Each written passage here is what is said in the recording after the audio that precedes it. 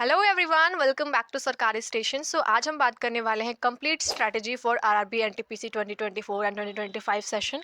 सो आप सबको पता है कि हमारा जो आरआरबी एनटीपीसी का एग्ज़ाम होने वाला है वो अप्रैल में होगा 2025 में। तो अभी से अगर देखा जाए तो हमारे पास लगभग 100 दिन है, 100 दिन से 1-2 दिन ज़्यादा कह सकते हैं। अगर हमारा एग्ज़ाम अप्रैल के स्टार्टिंग में स्टार्ट हो जाता है तो हमारे पास एवरेज 100 दिन है, यानी कि 100 डेज़ है। अब 100 डेज़ के अंदर हम कैसे अपना प्रॉपर प्लान बनाएंगे, क्या स्ट्रैटेजी हमें फॉलो करनी है अपने एग्ज़ाम्स के लिए, अपने प्रिपरेशन के लिए। सो आज हम उसके बारे में बात करेंगे। तो सबसे पहले मैं आपको बता दूं कि हमारा जो एग्ज़ाम होने वाला है वो अप्रैल में होने वाला है, because most of the questions मेरे यूट्यूब की वीडियोस पे रहती है कमेंट सेक्शन में कि एग्ज़ाम कब होगा। तो एग्ज़ाम का जैसे कि नोटिस आया था, तो नोटिस में लिखा हुआ था कि हमारा जो ग्रेजुएट लेवल का एग्ज़ाम है वो अप्रैल में होगा और जो अंडर ग्रेजुएट लेवल का है वो मई जून में होगा। लेकिन उसमें फिक्स डेट नहीं निकली हुई है। जब आपका नोटिफिकेशन अगेन आएगा तो उसमें आपका डेट भी आ जाएंगे कि कौन से डेट पे कौन कौन सा एग्ज़ाम होने वाला है। फिलहाल बस इतना पता है कि आपका एग्ज़ाम अप्रैल में होगा ग्रेजुएट लेवल का, और अंडर ग्रेजुएट लेवल का अगर आप प्रिपरेशन कर रहे हो तो अंडर ग्रेजुएट लेवल वालों का एग्ज़ाम होगा आपका मई जून में। तो ये था एग्ज़ाम का जैसे कि अपडेट मैंने आपको बता दिया। इसके ऊपर मैंने एक वीडियो भी बना रखी है, आप जाके वो वाली वीडियो देख सकते हो। उसमें आपको प्रॉपर पता चल जाएगा कि कौन कौन सा एग्ज़ाम कब कब शेड्यूल किया हुआ है अकॉर्डिंग टू द नोटिस। सो ये रेलवे की नोटिस निकली थी तो मैंने उसके अकॉर्डिंग आपको बता दिया कि उस नोटिस में ये चीज़ें लिखी हुई थी। अब हम बात करेंगे प्रॉपर प्लानिंग, प्रॉपर स्ट्रैटेजी के बारे में। उससे पहले मैं आपको बता दूं कि स्ट्रैटेजी होती क्या है। आप सबको पता है, आपने सबने सुना होगा, आजकल तो यूट्यूब पे आपने काफ़ी सारा देखा होगा कि 100 days strategy, 90 days strategy, GK GS की स्ट्रैटेजी। तो ये स्ट्रैटेजी होती क्या है, ये इसके बारे में हम थोड़ा सा बात कर लेते हैं। तो स्ट्रैटेजी एक होता है प्लानिंग। आपने जैसे कि मैंने बोला कि हमारा 100 दिन बचा है एग्ज़ाम के लिए। 100 दिन के अंदर हम क्या क्या चीज़ें करने वाले हैं, किस तरीके से करने वाले हैं, वो ही स्ट्रैटेजी कहलाता है। फॉर एग्जाम्पल, मुझे दिल्ली जाना है तो मैं दिल्ली जाने से पहले सारे रूट चेक करूँगी कि कौन सा रूट दिल्ली जा रहा है, कौन से ट्रेन से मैं जा सकती हूँ, कौन से ट्रेन का टिकट मेरे लिए वर्थ इट रहेगा, कहाँ से मैं जाऊँगी, कहाँ से मैं ट्रेन पकड़ूँगी, कहाँ मेरा अराइवल होगा, कहाँ मैं, मतलब सारी चीज़ें एक प्रॉपर प्लान करूँगी, एक प्रॉपर रूट देखूँगी। तब जाके मतलब मैं प्लान करूँगी कि अच्छा मुझे जाना है, तो उसके लिए मैं प्रॉपर चीज़ें एक होता है ना, प्लानिंग करूँगी कि हाँ ठीक है, यहाँ से मुझे जाना है, ये वाली ट्रेन लेनी है, यहाँ पे उतर के फिर चेंज करना है, वो सारी चीज़ें, ठीक है। तो उसी को कहते हैं, जो प्रॉपर प्लानिंग हम करते हैं ना, उसी को कहते हैं स्ट्रैटेजी। तो सेम एज आरआरबी एनटीपीसी की बात करें तो इसमें हमारी स्ट्रैटेजी कुछ ऐसी होगी कि जो हमारे पास 100 डेज़ बचे हैं, उसमें हम कैसे कैसे प्रिपरेशन करेंगे, क्या क्या रिसोर्सेज फॉलो करेंगे, कहाँ कहाँ से रिसोर्सेज यूज़ करेंगे, मतलब कहाँ से पढ़ाई करनी है, कितने दिन में कितना चीज़ कवर कर लेना है। फॉर एग्जाम्पल, आपने अगले 2 महीने का अपने प्रॉपर प्लान बनाया होगा कि स्टैटिक जीके कवर कर लेना है, या फिर कंप्लीट जीके जीएस हमें कवर कर लेना है 2 महीने में। तो जो आपने प्लानिंग बनाई है ना कि 2 महीने में हमें कर लेना है, तो फर्स्ट वीक में ये करूँगा, सेकंड वीक में ये करूँगा, थर्ड में ये। तो वो जो प्रॉपर प्लानिंग होती है उसी को हम स्ट्रैटेजी कहते हैं। सो आई होप कि आपको स्ट्रैटेजी समझ में आ गया होगा कि एक्ज़ैक्टली स्ट्रैटेजी होता क्या है। तो अब बात करते हैं रियली स्ट्रैटेजी के बारे में कि हम किस तरीके का स्ट्रैटेजी फॉलो करेंगे अपने आरआरबी एनटीपीसी के एग्ज़ाम की जो प्रिपरेशन कर रहे हैं उसके दौरान। तो सबसे पहले हम बात करेंगे रूटीन के बारे में, टाइम टेबल के बारे में, क्योंकि मोस्ट प्रोबेबली यही चीज़ें होती हैं कि हम एक प्रॉपर रूटीन फॉलो नहीं कर पाते। अगर आपको टाइम टेबल की वीडियो देखनी है तो आप ये वाली वीडियो देख सकते हो, मैंने अपलोड कर रखा है प्रॉपर, मैंने इसमें चीज़ें एक्सप्लेन कर रखी है। तो इसे मैं शॉर्ट में बताऊंगी कि हमें एक प्रॉपर टाइम टेबल कैसे रखना है। तो सबसे पहले टाइम टेबल की बात करते हैं। पॉइंट नंबर 1 हमारा होगा टाइम टेबल। तो स्ट्रैटेजी में सबसे पहले यही रखना है। अब किस तरीके का टाइम टेबल फॉलो करेंगे वो मैं आपको बताती हूँ। हम फॉलो करेंगे 10-8-6 रूल, यानी कि 10 hour, 8 hour and 6 hour. English में बोले तो बोलेंगे 10 hours rule, 8 hour rule and 6 hour rule. तीनों को मिक्स करके हम बोलते हैं हिंदी में 10-8-6 रूल, ठीक है। तो फॉलो करेंगे 10-8-6, 10 आवर स्टडी के लिए, 8 आवर स्लीपिंग के लिए और 6 आवर वर्क के लिए। आपको 8 घंटे सोना है, 6 घंटे काम करना है और 10 घंटे स्टडी करनी है। अब कुछ स्टूडेंट्स ऐसे होंगे जिनको 10 घंटे कम लग रहे होंगे, तो वो 8 घंटे जो मैंने नींद के लिए बोला, स्लीपिंग के लिए, उसमें से 1 घंटे माइनस करके वो अपनी स्टडी में इंक्लूड कर लेंगे। तो आपका स्टडी आवर हो गया 11 घंटे, स्लीपिंग आवर आपने 7 घंटे कर लिया। फिर जो मैंने वर्क के लिए 6 घंटे दिया था, उसमें से भी कुछ स्टूडेंट्स 1 घंटे माइनस करके अपने स्टडी में इंक्लूड कर लेंगे, क्योंकि यही टाइम है आपके पास, जितना आप मेहनत कर सकते हो वही आपके लिए बेनिफिशियल होगा। क्योंकि एक बार अगर आपने एग्जाम क्रैक कर लिया ना, तो फिर आपको पढ़ाई करने की टेंशन नहीं होगी। तो अभी जितना मेहनत कर सकते हो उतना मेहनत कर लो, बिकॉज़ ये लास्ट टाइम है जब आपको इतनी मेहनत करनी है। हाँ, प्रिपरेशन आप, मुझे पता है कि आप बहुत पहले से कर रहे हो, बट अभी जो लास्ट स्टेज में आप जितना मेहनत कर लोगे ना उतना आपके लिए बेनिफिशियल रहेगा। मोस्ट ऑफ द टाइम मेरे साथ ऐसा होता था कि मतलब मैं पूरे साल पढ़ लूँ, बट एग्ज़ाम के पहले कुछ महीने जो पहले जो मैं चीज़ें पढ़ती थी ना, वो मुझे एग्ज़ाम टाइम पे काफ़ी ज़्यादा याद रहती थी। तो मैं भी आपको यही सजेस्ट करूँगी, पहले आपने क्या पढ़ा क्या नहीं, एटलीस्ट अभी इतना पढ़ लो कि मतलब आपका एग्ज़ाम में वो सारी चीज़ें कवर कर सको। तो अभी जितना मेहनत कर सकते हो उतना मेहनत करो। तो हम फॉलो करेंगे 10-8-6 रूल, जिसमें मैंने आपको बताया 10 hour studies, 8 hour sleeping and 6 hour work. बाकी अपने अपने अकॉर्डिंग एडजस्ट कर सकते हो, 1-1 घंटे चाहो तो माइनस कर लो अपने वर्क और स्लीपिंग आवर में से, और स्टडी में इंक्लूड कर लो। तो आपको ये रूटीन फॉलो करना है। आपको 10 घंटे को कैसे डिवाइड करना है उसके ऊपर मैंने ये वाली वीडियो में प्रॉपर बता रखा है, तो वो वाली वीडियो जाके देख लेना कि आपको 10 घंटे स्टडी किस तरीके से करनी है। मैंने आपको बता दिया कि हमें ये वाली रूल फॉलो करनी है।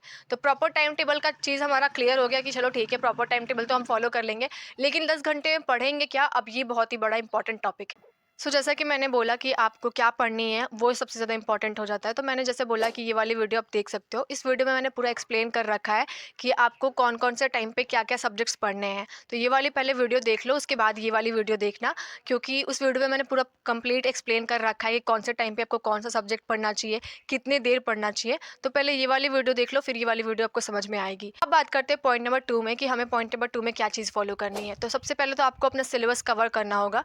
तो हमें कवर करना है 90 डेज़ के अंदर, क्योंकि हमारे पास ज़्यादा दिन नहीं है। अगर देखा जाए तो एवरेज हमारे पास 102 या 103 दिन होंगे, या उससे थोड़ा मतलब 1-2 दिन ज़्यादा होगा, ठीक है? तो एवरेज कह सकते हैं कि 100 डेज़ हमारे पास हैं। तो 100 डेज़ के अंदर तो हमें कंप्लीट करना है अपना पूरा सिलेबस वगैरह भी, रिवीजन भी हो जाना चाहिए, प्रैक्टिस भी हो जाना चाहिए। तो हम टारगेट लेके चलेंगे कि 90 डेज़ के अंदर हमारा कंप्लीट सिलेबस हो जाए। उसके बाद जितने भी दिन बचेंगे हम डेली उसमें प्रैक्टिस करते चलेंगे, क्योंकि जब हम 90 डेज़ का सीरीज़ कंप्लीट करेंगे, टारगेट कंप्लीट करेंगे 90 डेज़ में अपना सिलेबस, उस टाइम पे हम रिवीजन कर चुके होंगे। रिवीजन करेंगे, प्रैक्टिस करेंगे और क्विज़ करेंगे। तो जो 10 दिन बचेगा उसमें हम मोस्ट प्रोबेबली अपना मॉक टेस्ट देंगे, और ज़्यादा से ज़्यादा कुछ पीवाईक्यू अगर रह गए होंगे तो वो पीवाईक्यू करेंगे। तो हमें ऐसे लेके चलना है कि मतलब 100 दिन हमारे पास है, तो कम से कम 90 दिन के अंदर हमारा सारी चीज़ें कंप्लीट हो जाए, ताकि 10 डेज़ अगर हम रिलैक्स के लिए भी ले तो हमारे लिए 10 दिन बच जाए, ठीक है? तो इस तरीके से हमें एक प्रॉपर प्लान बनाना होगा। अगर आप चाहो तो मेरा 90 डेज़ का टारगेट सीरीज़ जॉइन कर सकते हो। टेलीग्राम पे आपको फुली डिटेल मिल जाएगा कि क्या-क्या चीज़ें हैं, क्या-क्या प्रोसेस है उसकी। इसका फ़ी है सिर्फ़ 49 रुपीज़। आप चाहो तो 20 दिसंबर से पहले जुड़ सकते हो, अगर अदरवाइज़ 20 दिसंबर के बाद फ़ी इंक्रीज़ हो जाएगी। तो अगर आप चाहो तो जॉइन करना, अदरवाइज़ आप खुद से भी टारगेट्स वगैरह सेट कर सकते हो कि 90 दिन तक आपको क्या-क्या चीज़ें पढ़नी है, कैसे-कैसे पढ़नी है। क्योंकि हम 90 दिन जब अगर सिलेबस कवर कर रहे हैं तो हमारे पास एक प्रॉपर प्लान होना चाहिए कि 90 दिन के अंदर हमें अपना पूरा सिलेबस कवर करना है। अब कवर कैसे करना है उसके लिए आप अपना प्लानिंग बना सकते हो कि फर्स्ट वीक में मुझे ये सब्जेक्ट्स पढ़ने हैं, सेकंड वीक में मुझे ये कर लेना है, फर्स्ट मंथ के खत्म होते-होते मेरे ये सारे सब्जेक्ट्स कंप्लीट हो जाने चाहिए। तो उसके अकॉर्डिंग आप 90 डेज़ का एक प्रॉपर प्लान बनाओगे और सिलेबस कंप्लीट करोगे। तो ये था हमारे पॉइंट नंबर 2 में कि हमें अपना सिलेबस कंप्लीट करना है 90 डेज़ के अंदर। सिलेबस कंप्लीट करने के साथ-साथ उसमें प्रैक्टिस भी इंक्लूड करना होगा, क्योंकि 90 दिन के अंदर हम सिर्फ सिलेबस ही नहीं बल्कि प्रैक्टिस और रिवीजन भी करेंगे। बाकी जो हमारे पास लास्ट का डे बचेगा उसमें या तो आप रिलैक्स करो, या फिर उस टाइम पे आप पीवाईक्यू वगैरह और मॉक टेस्ट वगैरह लगा सकते हो।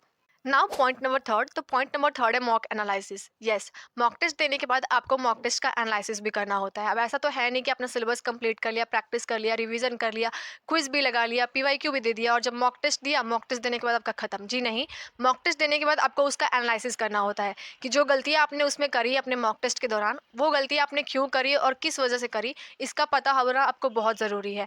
तो एक एनालिसिस बहुत इंपॉर्टेंट है, ताकि आपको पता चले कि ये गलतियां कहाँ हुई है, किस कारण से हुई हैं, ताकि आप उन गलतियों को सुधार सको। तो जब आप मॉक का एनालिसिस करोगे तो आपको पता चलेगा कि आपने यहाँ मिस्टेक करी है, इन वजह से मिस्टेक करी है, या फिर ये टॉपिक आपका वीक है। तो आप उसे रिपीट करके फिर से रिवीजन करोगे एंड उसकी फिर से प्रैक्टिस करोगे, तो वो एरिया आपका स्ट्रांग हो जाएगा। जितना ही इंपॉर्टेंट आपका पीवाईक्यू एनालिसिस है, सेम एज आपका मॉक टेस्ट एनालिसिस भी है।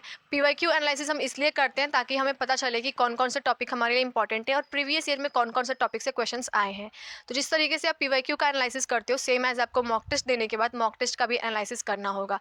देखो, सिलेबस आप जितना चाहो कंप्लीट कर लो, लेकिन जब तक आप प्रीवियस ईयर क्वेश्चन नहीं लगाओगे, जब तक आप प्रैक्टिस नहीं करोगे, मॉक नहीं दोगे, तब तक आपका स्पीड या फिर आपका यूँ कहे कंसेप्ट क्लियर नहीं रहेगा। आप चाहे जितना भी कंसेप्ट क्लियर करके रख लो, आप चाहे जितना भी सिलेबस कंप्लीट कर लो, प्रैक्टिस बहुत ज़्यादा इंपॉर्टेंट है। जितना ज़्यादा आप प्रैक्टिस करोगे, उतना आपका स्पीड इंक्रीज़ होगा, आपके कंसेप्ट्स उतना ही ज़्यादा क्लियर होंगे और आप किसी भी तरीके के क्वेश्चन सॉल्व कर पाओगे अगर आपने ज़्यादातर प्रैक्टिस किए हुए हैं। तो जितना हो सके उतना प्रैक्टिस करो। और जैसे कि मैंने बोला, आप टारगेट सीरीज़ चाहो तो मेरा जॉइन कर सकते हो, फ़ी ओनली 49 रुपीज़ है। तो अगर आप 20 दिसंबर के बाद ऐड होना चाहते हो तो उस टाइम पे आपको एक्स्ट्रा फ़ी पे करना पड़ेगा। फ़िलहाल अभी के लिए 49 रुपीज़ है। 20 दिसंबर से पहले जो लोग अप्लाई कर सकते हैं, मतलब जो लोग जॉइन होना चाहते हैं, जॉइन हो सकते हैं। टेलीग्राम का लिंक आपको डिस्क्रिप्शन बॉक्स में मिल जाएगा। वहाँ जाके आप मैंने वहाँ पे काफ़ी सारे डिटेल्स डाल रखे हैं, वॉइस रिकॉर्डिंग भी भेज दिया है, ताकि जिन लोगों को नहीं समझ में आ रहा है कि कैसे ऐड होना है, उनको एक प्रोसेस पता चल जाए और उस तरीके से वो ऐड हो सकते हैं।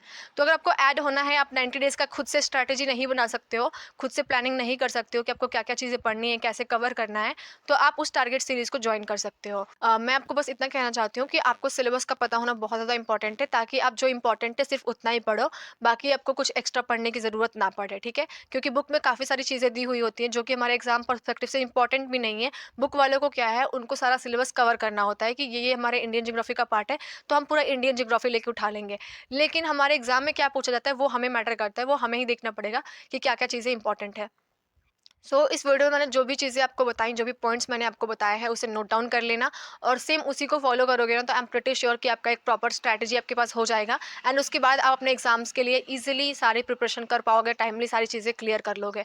तो ये था एक प्रॉपर प्लानिंग, प्रॉपर स्ट्रैटेजी अब जिससे आप फॉलो करके अपने एग्जाम्स के लिए प्रिपेयर हो सकते हो काफ़ी अच्छे तरीके से। सेम स्ट्रैटेजी आप CBT 2 के लिए भी करोगे तो चलेगा। फिलहाल हम CBT 1 पे फोकस कर रहे हैं, तो ये CBT 1 के जो भी स्टूडेंट्स हैं उनके लिए प्रॉपर स्ट्रैटेजी थी कि आपको इन पॉइंट्स को ध्यान रखना है अपनी स्ट्रैटेजी को बनाते वक्त, या यूँ कहें कि इस तरीके से आप अपनी स्ट्रैटेजी बना सकते हो। आई होप कि आपको ये वीडियो हेल्पफुल लगी होगी। वीडियो हेल्पफुल लगी हो तो लाइक, कमेंट, शेयर, सब्सक्राइब सब कर देना एंड टेलीग्राम पे अगर जुड़ना है तो टेलीग्राम का लिंक दे दिया डिस्क्रिप्शन बॉक्स में, जाके जुड़ सकते हो। मिलती हूँ मैं आपसे नेक्स्ट वीडियो में, तब तक के लिए बाय।